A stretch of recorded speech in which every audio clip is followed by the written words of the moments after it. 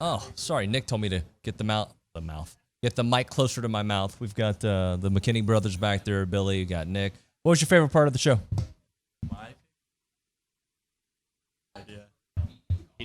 I like the pick six every week. Pick six is good. All right. So today on the show, we did the pick six with the McKinney brothers. The final countdown was a big part of the show. Caroline Fenton joined us. We talked a little LSU. We talked a little bit about Bama's potential demise. We talked to Reggie McNeal on the phone to get us ready for potentially at some point seeing Connor Wigman. We hope we see that at some point.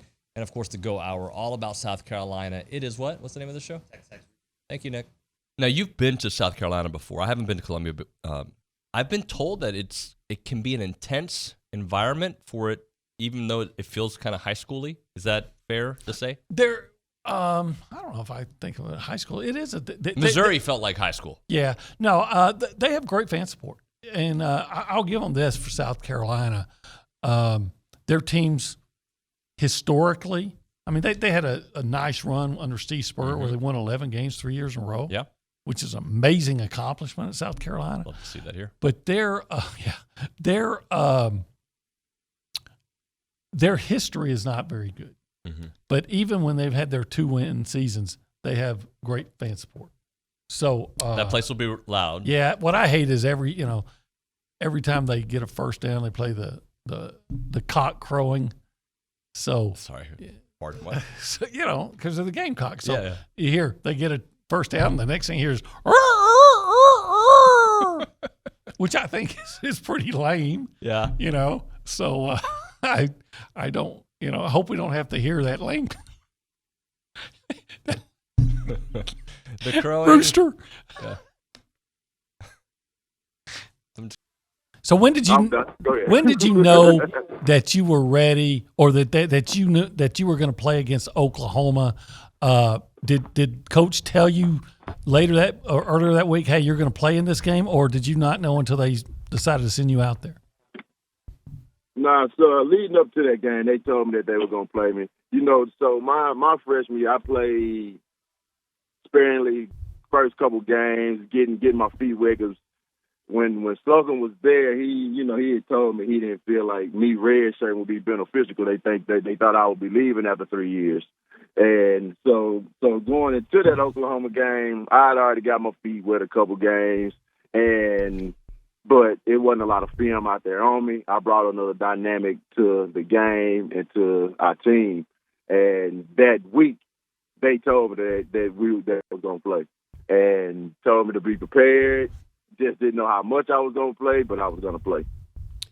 Reg, do you remember if they simplified the playbook a little bit because you were a freshman and playing against the number one team in the country? Like, was there any talk of that, or did you just have the whole complete game plan?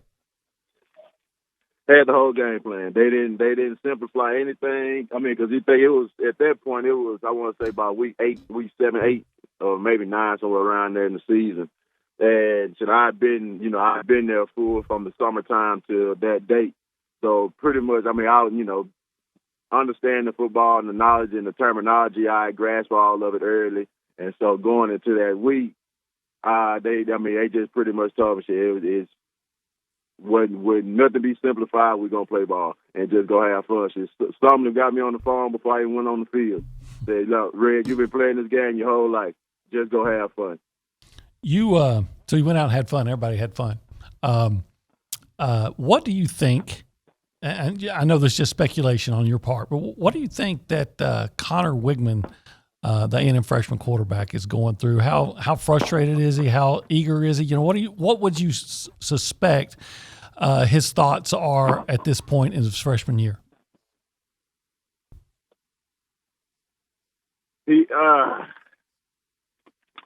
The situation where if you think about it, if you're being told the right things, you're making, and somebody's in your corner that understand the process and understand there's only one quarterback, understand there's only one person that can play that position at a time, your turn will come. Be patient. Understand the process, but when your time comes, be ready. And that's the biggest thing because it's coming. Whether it's next week, a week from later, whatever the case, the bowl game, whatever it is coming. So when that time comes, be prepared and make sure you're ready for that situation. That's the biggest thing, because your number can be called at any given moment. You see Max, he went out with he done for the season. It hurt, so that put Connor right at the number 2 spot. And I love Haynes to death, love his swag, love how he moves, love how he operates. But he's had injury issues too.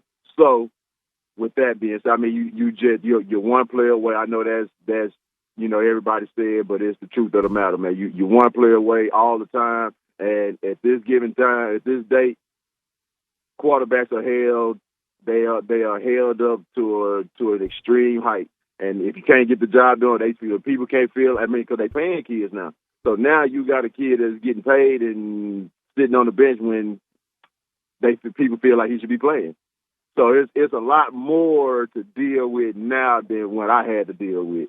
Rightfully so, because they should be buzzing. Yeah. And this is the most, I grew up around Tennessee fans. My parents went to Tennessee. My entire family went to Tennessee. And Tennessee hasn't been good that I can remember. The early 2000s, that was really the last time that I think Tennessee fans had a good bit of hope. The 2016 season starting off 4-0 and then losing to South Carolina. Tennessee fans have every right to be excited because they haven't been here in a very long time. And they finally have something that they haven't been able to have, and that is hope. And beating Alabama, I think, is the number one sign that, they always say feels like 98. They always ask, are the Vols back? I think beating Alabama is the biggest sign that I can say, yes, the Tennessee Volunteers are back. Because after beating Alabama, we can have legitimate conversations about Tennessee making it to the college football playoff. We can have realistic conversations about Tennessee potentially getting to Atlanta and competing for an SEC championship. Of course, they still got to tackle the beast. They play Georgia in a couple of weeks. That's going to be, the most difficult game on their schedule. But Tennessee fans are absolutely buzzing, and they should, because this team looks really, really, really freaking good. And if you can put up 52 points on a Nick Saban defense, that's impressive. And that also brings us to the other side of that game of Alabama and what the hell is going on with Alabama. Mm-hmm. Because so far this season, and we're only just past the halfway point, they've had 3 games where they look uncharacteristic. Texas, they were uncharacteristically undisciplined. A&M, they were turning the ball over. Alabama teams don't do that. Yeah. You could say, okay, well, Texas was on the road. It was early in the season. You could say against A&M, they had their backup quarterback in, and he turned the ball over 3 times. But against Tennessee, they had their starting quarterback back in. They were on the road. I understand that. It was in a raucous environment, but they looked uncharacteristically undisciplined for the second time this season. And Nick Saban teams just don't do that. So my question is, why is Alabama looking like this? Is it the players? Is it the coaches? Is it a little bit of both? So Tennessee looking uncharacteristically good and Alabama looking uncharacteristically not so good. So it's just hard with the offensive line struggles. Even you got freshman receivers you're really dependent on, freshman tight end, freshman defensive line. It's just not realistic, guys. Yeah. They played could, one. They could improve, but I'll never take what you beat number 13 and you beat number 10. Period. That's how college football works. When every school tries to show their little stats, here's Ryan Day's record against top 10 team, Jim Harbaugh, James Franklin, Steve Sarkisian, Brent Venom. Oh, never mind. He's 0 for lifetime. Actually, Kansas was ranked this week, so they got one. You got his rank. But everybody counts those games. So I'm not gonna be like, hey, I'm an Aggie. I have to bow down to all the negativity and show that I'm just gonna cower down and just be submissive to you guys because that's what the mob demands when they think things aren't good. They're not good. This is not a good team yet. Maybe they will be. Maybe they won't be. I'm with Steve. The jury's out, and it's not been encouraging through 6 games. It was encouraging in the last game. So I don't know if they can go and build on that or not.